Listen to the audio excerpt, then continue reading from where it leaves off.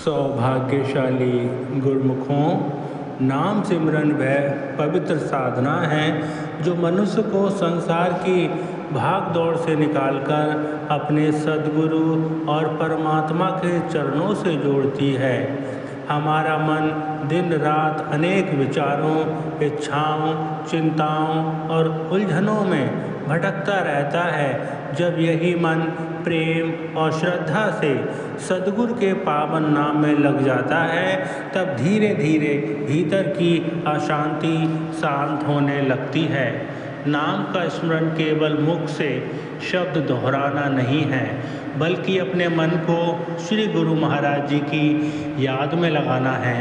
काम करते हुए, चलते फिरते, उठते बैठते, सुख में और दुख में हर समय अपने सद्गुरु को याद रखना ही सच्चा नाम सिमरन है। जब मन बहुत परेशान हो तब नाम को पकड़ लेना चाहिए। जब मन खुश हो तब भी नाम को नहीं छोड़ना चाहिए, क्योंकि संसार की परिस्थितियाँ बदलती रहती हैं, परंतु सद्गुरु का नाम हमारे जीवन का सच्चा सहारा है। नाम सिमरन से मन को शांति मिलती है, विचारों में पवित्रता आती है और जीवन को सही दिशा मिलती है। हमें ये नहीं देखना चाहिए कि आज कितनी देर सिमरन हुआ और कितना फल मिला। हमारा कार्य केवल प्रेम, श्रद्धा और विश्वास के साथ नाम जपते रहना है। फल देना सद्गुरु की कृपा है। जिस प्रकार दीपक के पास बैठने से अंधकार धीरे धीरे दूर होता है, इसी प्रकार नाम की ज्योति से मन के भीतर का ज्ञान और विकार धीरे धीरे मिटने लगते हैं। नाम सिमरन करते समय मन बार बार भटके तो निराश न हो। मन का स्वभाव ही है भटकना। जब भी ध्यान संसार की ओर चला जाए, प्रेम से उसे वापस सद्गुरु के चरणों में ले आए। यही निरंतर अभ्यास एक दिन मन को स्थिर कर देता है। हे मेरे सद्गुरुदेव महाराज जी, हमारे मन को अपने पावन नाम में लगा दीजिए। हमारे भीतर ऐसी श्रद्धा और प्रेम उत्पन्न कर दीजिए कि संसार की कोई भी परिस्थिति हमें आपके नाम से दूर न कर सके। हमारे हर श्वास के साथ आपका स्मरण जुड़ा रहे और हमारे जीवन का प्रत्येक कर्म आपके चरणों में समर्पित होता रहे। नाम ही हमारा सहारा है, नाम ही हमारी शक्ति है, नाम ही हमारी शांति है और नाम ही हमें श्री गुरु महाराज जी के चरणों तक पहुंचने वाला पवित्र मार्ग है। तो आइए आज से संकल्प लें कि चाहे परिस्थितियां कैसी भी हों गुरुमुखों, हम अपने सद्गुरु के पावन नाम को नहीं छोड़ेंगे।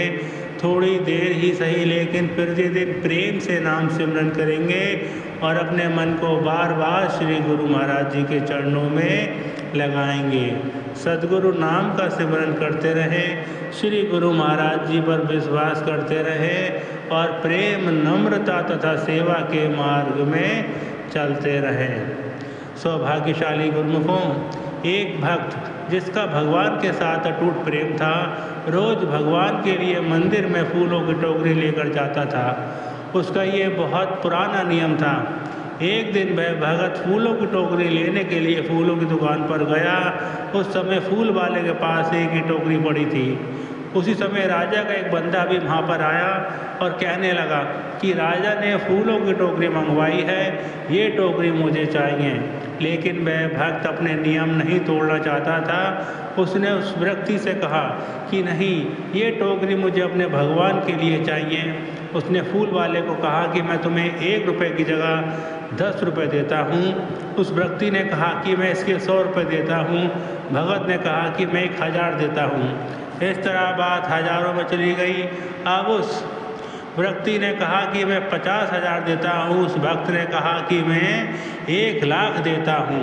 ये सुनकर वह व्यक्ति चला गया। तब उस फूल वाले ने उस भक्त से कहा कि तूने मेरा सौदा खराब कर दिया, क्या तेरे पास इतना धन है? तब उस भगत ने कहा कि मेरे पास जो भी है वह 1 लाख से अधिक है, वो सब तुम्हारा है और ये टोकरी मेरी। अब जब वह भगत उस टोकरियों को लेकर जब श्री मंदिर में गया, तब वहाँ भगवान की मूर्ति की जगह साक्षात भगवान खड़े। वे देखकर हैरान हो गया। और भगवान के दर्शन कर बहुत खुश हुआ। तब उसने भगवान से पूछा कि मैं कितने समय में आपको फूल अर्पित कर रहा हूँ, आज तक आप नहीं आए, लेकिन आज कैसे आ गए? तब भगवान ने कहा कि जब तुमने अपना सर्वस्व अर्पण कर दिया तो मैं देखकर कैसे अपने आप को तुम्हारे अर्पण किए बिना रोक सकता हूँ। अर्थात गुरुमुखों, जब भगत अपना सब कुछ भगवान को अर्पित कर देता है तो भगवान भी अपना सब कुछ भक्त पर लुटा देते हैं। तो इसी प्रकार हमें श्री गुरु महाराज जी के नियमों पर चलकर अपना जन्म सफल करना है और श्री गुरु महाराज जी की प्रसन्नता हासिल करनी है। सौभाग्यशाली गुरुमुख, अगर आपको सत्संग पसंद आया है तो इस सत्संग को गुरुमुख जन तक अवश्य शेयर करें, ताकि वह भी घर बैठे बैठे सत्संग का परम लाभ प्राप्त कर सके। अगर आप चैनल पर नए हैं तो प्लीज़ इस चैनल को सब्सक्राइब जरूर करें। बोलो जयकारा, बोल मेरे श्री गुरु महाराज की जय।